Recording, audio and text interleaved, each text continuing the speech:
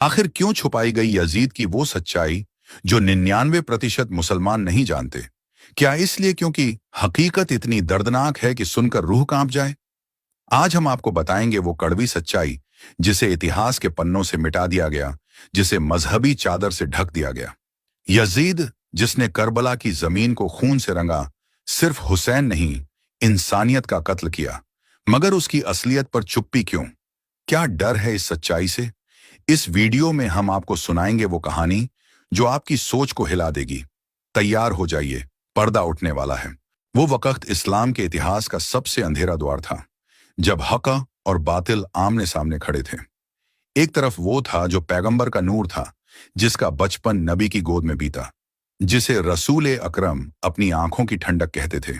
और दूसरी तरफ था यजीद, एक ऐसा शख्स जिसकी नस्ल में तख्त का लालच, नफरत, शराब और जुल्म का जहर कई पीढ़ियों से चला आ रहा था। यजीद की नस्ल बनी ही थी इस्लाम के दुश्मनों से। उसका दादा अबू सुफियान, जिसने नबी के खिलाफ तमाम जंगों की सरपरस्ती की।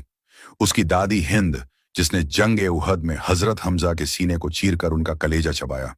और उसका बाप मुआविया, जिसने अपने फायदे के लिए इस्लाम को सियासत की चादर ओढ़ा दी और खलीफतुल मुस्लिमीन की कुर्सी को विरासत बना डाला। जब मुआविया की मौत हुई तो उसने यजीद को अपनी जगह बैठा दिया, एक ऐसा आदमी जिसे इस्लामी शरीयत से कोई वास्ता नहीं था। उसे कुरान से दिलचस्पी नहीं थी, नमाज से रिश्ता नहीं था और अल्लाह के डर का कोई एहसास नहीं था।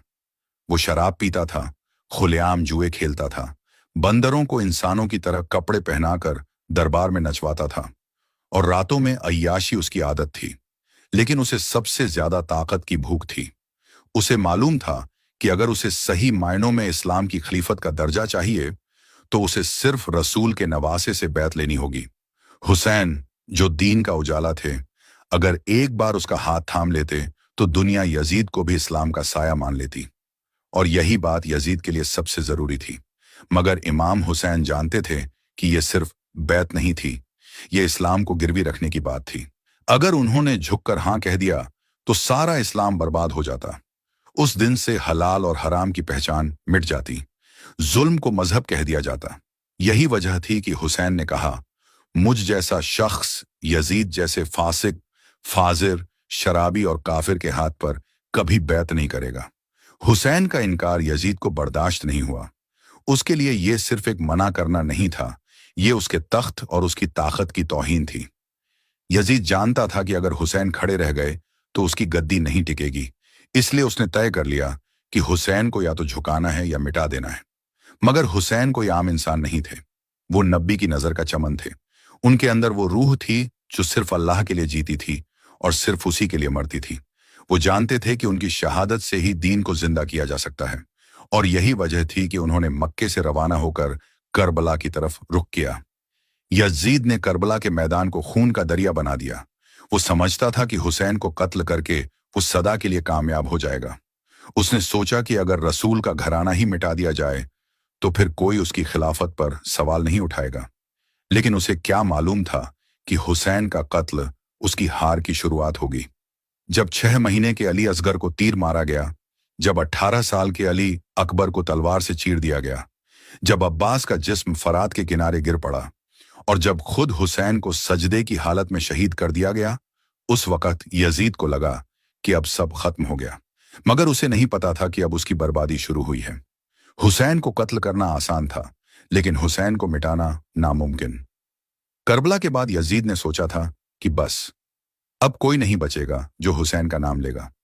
मगर वो भूल गया था कि रसूल की बेटी की औलाद में जैनब भी है। वो जैनब जो बगैर पर्दे के काफिरों के दरबार में खड़ी होकर यजीद को उसके तख्त पर ललकारेगी।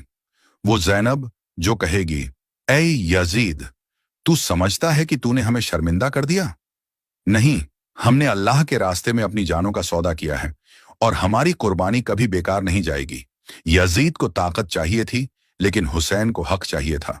यजीद को गद्दी प्यारी थी, हुसैन को रब की रजा। यजीद ने अपने लिए जन्नत को बेचा, हुसैन ने अपनी जन्नत को मिटाकर उम्मत के लिए दीन बचाया। आज सदियों बाद भी लोग यजीद का नाम लानत के साथ लेते हैं। उसके महल उजड़ चुके हैं, उसकी याद मिट चुकी है। मगर हुसैन, वो हर दिल में जिंदा है, हर मजलिस में, हर मातम में, हर आंसू में बसते हैं। क्योंकि उन्होंने बता दिया कि कभी भी बुराई को ताकत के नाम पर कबूल नहीं किया जा सकता। अगर हुसैन झुक जाते तो आज इस्लाम सिर्फ नाम का मजहब रह जाता, मगर उन्होंने कुर्बानी दी अपने बेटों की, भाइयों की, साथियों की, ताकि आज हम और आप ला इलाहा इल्लल्लाह कह सकें बिना किसी जालिम की बैत के। हुसैन की ये लड़ाई सिर्फ यजीद से नहीं थी, ये हर दौर के यजीदी सोच से थी। और हर वक्त का हुसैनी उसी अंदाज में उस जुल्म के खिलाफ खड़ा होता रहेगा जब तक इंसाफ की रूह जिंदा है। क्योंकि हुसैन मिटे नहीं हैं, हुसैन जिंदा है, और यजीद आज भी मरा हुआ है।